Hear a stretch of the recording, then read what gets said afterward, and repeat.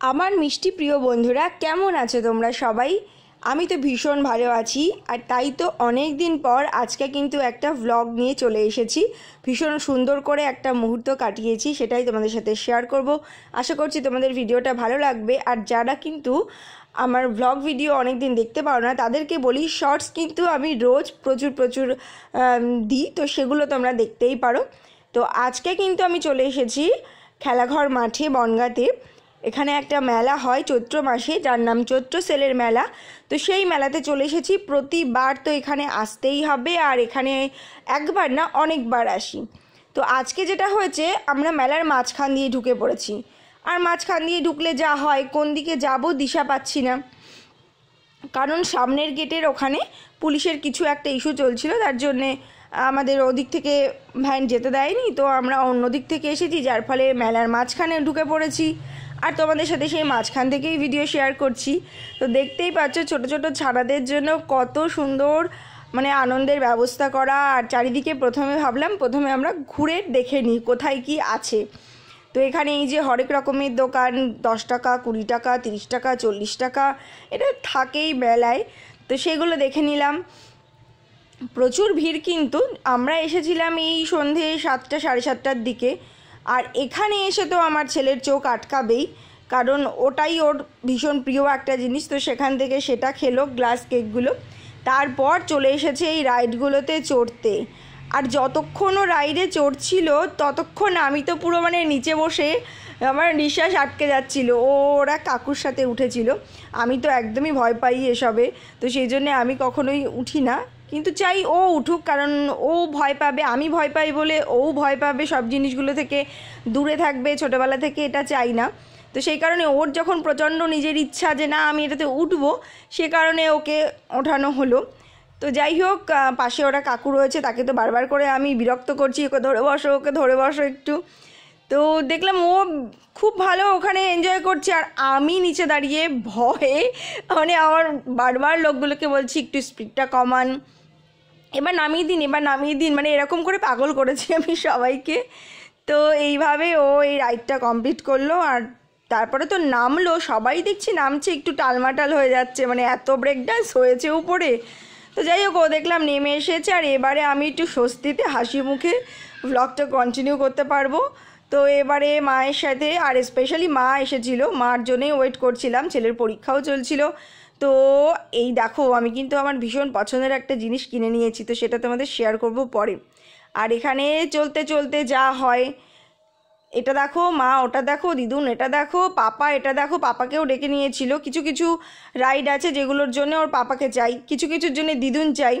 তো সেই জন্যে সবাই মিলিয়ে মিশিয়ে ওকে সারাক্ষণ আনন্দে রাখার চেষ্টা করা হয়। সব বাড়িতেই বাচ্চাদেরকে তাই করা হয়। আর এই দেখো, এটা হচ্ছে ড্রিঙ্ক, যেটা আমার ভীষণ অপছন্দের একটা জিনিস। তো সেটাও দিদুনের কাছে বায়না করে সেটাও পূরণ করে নিল। আর এখানে আমার মায়ের কিন্তু ব্যাগের দোকান একবার ঘুরতেই হবে মেলায় আসলে, পছন্দ হোক আর না হোক ব্যাগের দোকানে যাওয়া চাই। তো এবারেও একটা ব্যাগ কিনে নিল মা। আর এই দোকানটা তো আমার পছন্দের, কারণ এখান থেকে কিছু কিনতেই হবে। ইনফ্যাক্ট মেলাতে যত লোক আসে কিছু না কিনুক, কাপ তো অবশ্যই কিনবে। তো সেই কাপের দোকান। আর এবারে কিন্তু চলে এসেছি মেলার একদম সামনের দিকে, বাইরে যেখানে বিভিন্ন রকম খাবারের স্টলগুলো বসেছে। আর এটা হচ্ছে ঢোকার মেন গেট। তোমরা যখন আসবে তখন এখান দিয়েই ঢুকতে হবে। তো তোমরা যারা বনগাঁর কাছে থেকে দেখছো বা আশেপাশে থেকে দেখছো, মেলা ঘুরতে ভালোবাসো, তারা কিন্তু অবশ্যই বনগাঁর খেলাঘর মাঠে এই মেলাতে আসতেই পারো। আরও বেশ কিছুদিন কিন্তু এই মেলাটা থাকবে। তো আর এবারে চলে এসেছে ছেলে বন্দুক ফাটানোতে। এখানেও ওর মেলায় আসলে যেগুলো আর কি বাধা ধরা করতেই হবে, তার মধ্যে এটা একটা কাজ। তো সেখানে আর এইসবের জন্য পাপা চাই, আমি বললে হবে না, বা আমি তো বারণ করি, না করিস না, ছেড়ে দে কী হবে করে। তো বাবা সবেতেই সাপোর্ট করে বলে এটার জন্য বাবাকে চাই।